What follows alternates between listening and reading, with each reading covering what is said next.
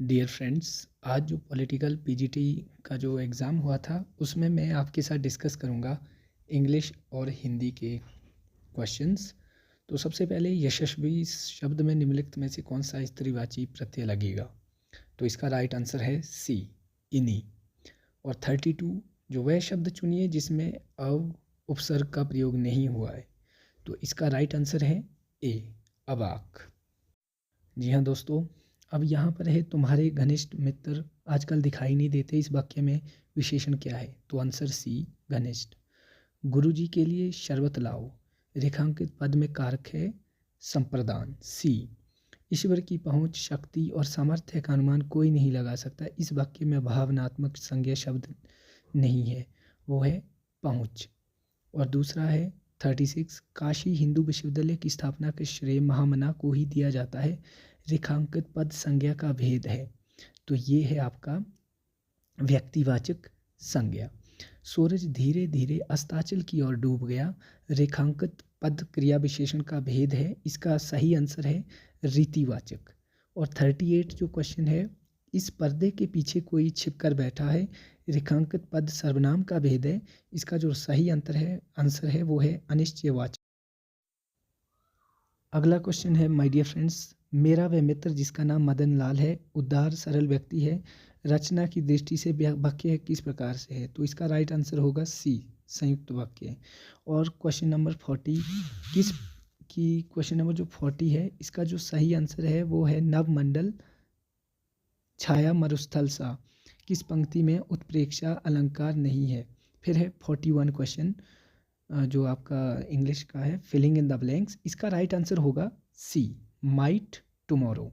क्यों? क्योंकि वुड जो है वो पास्ट प्रोबेबिलिटी के लिए दिखाया जाता है, हालांकि फ्यूचर पॉसिबिलिटी के लिए होता है, लेकिन बिल का past. So choose the right option to filling the blanks. I wore a shirt, the shirt नहीं हो सकता क्योंकि शर्ट के साथ जो है वो अ शर्ट का यूज़ होता है। फिर जो है 43 का आंसर होगा आपका सी, 3 और 4। मुझे यहाँ पर 3 और 4 लग रहा है। यहाँ पर दो रीज़न है, क्योंकि यू सीम्स है और यू के साथ सीम जो है सीम होता है, सीम्स नहीं होता है, यू के साथ सीम लगता है। And weren't you the one who visit us regularly, visited आना था यहाँ पे, तो आई थिंक दैट सी इसका करेक्ट ऑप्शन हो सकता है। बाकी वेट फॉर ऑफिशियल आंसर की। देन इसके बाद है आपका क्वेश्चन नंबर 44, इसका राइट आंसर जो है ये पूछ रहा है आपसे इनडायरेक्ट और डायरेक्ट, तो इसका राइट आंसर बी है, इसमें ज़्यादा सोचने की दिक्कत नहीं है। फिर है आपका 45, यहाँ पे देखिए, how is Dheeraj, what is he doing this days? तो Dheeraj has comfortable job, he doesn't have to work very hard, इसका सी आंसर आएगा।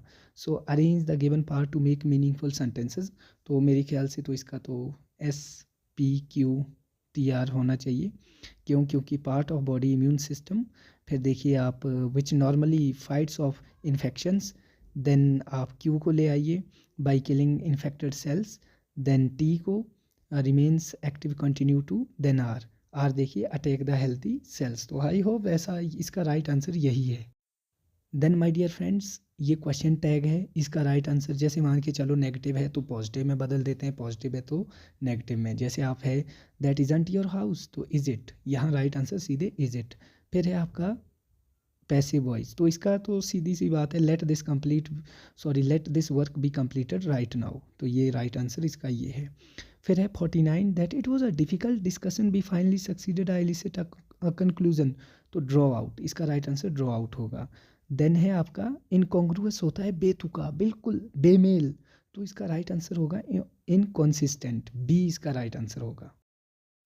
और दोस्तों इसमें कुछ गलतियाँ हुई तो इसके लिए मुझे क्षमा करें, और मैं दावा नहीं करता कि जो मैं बता रहा हूँ यही सही है, लेकिन एक छोटा सा प्रयास था, होपफुली आपके लिए हेल्पफुल होगा। धन्यवाद।